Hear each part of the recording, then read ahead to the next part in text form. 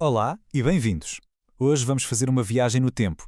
Vamos explorar a incrível evolução dos castelos, desde os primeiros fortes de madeira, que eram construídos em poucas semanas, até às fortalezas de pedras gigantescas que demoravam décadas a erguer. E no fim, vamos descobrir qual foi a invenção explosiva que ditou o seu fim. Ok, pensem rápido. Como é um castelo? De certeza que a primeira imagem que vem à cabeça é muralhas altas de pedra, torres imponentes, certo? Pois mas, e se vos dissesse que os primeiros castelos não eram nada disso? Vamos lá desvendar como é que eles eram na realidade. E aqui estão eles, os castelos Motte e Bailey. Eram, digamos, os castelos originais. Eram construídos super rápido, quase como um kit de montar fortalezas. A ideia era simples. O Motte era um grande monte de terra e o Bailey era o pátio fortificado que ficava na base. O objetivo aqui não era propriamente ter um palácio, era chegar a um sítio, montar uma base depressa e controlar o território. Pura estratégia. Pois é, vamos então mergulhar nesta primeira fase.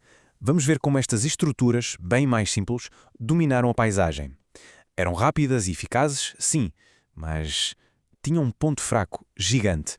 E como é que se construía isto? Bem, era genial de tão simples. Primeiro, cavavas um fosso bem fundo.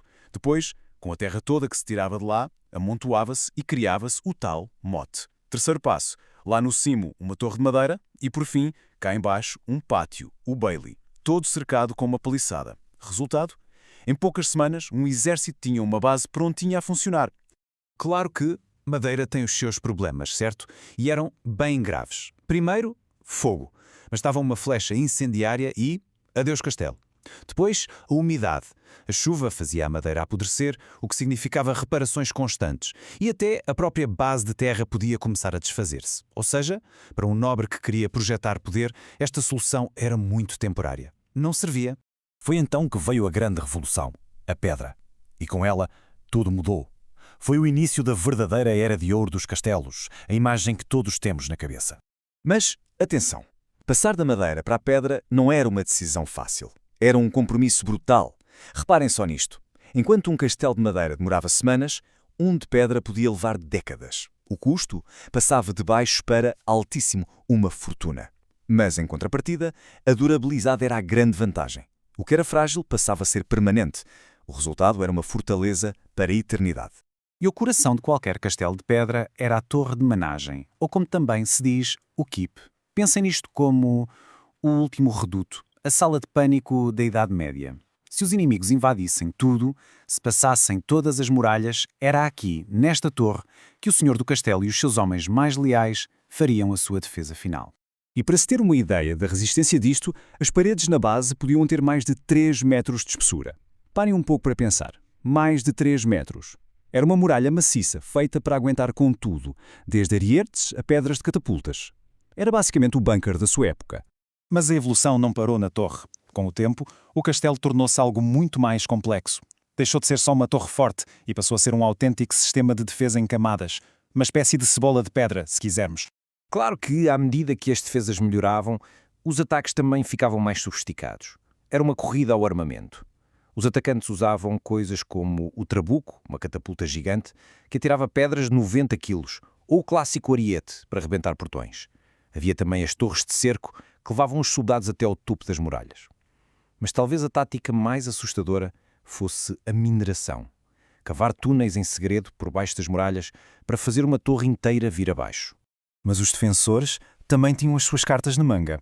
E uma das mais inteligentes eram os matacães. O que é isto? Bem, basicamente, são uma espécie de varandas de pedra com buracos no chão, mesmo por cima dos portões. E para que serviam os buracos? Para deixar cair todo o tipo de prendas nos atacantes. Pedras, óleo a ferver, areia quente. Era uma defesa muito, muito eficaz. E a tal corrida ao armamento continuava.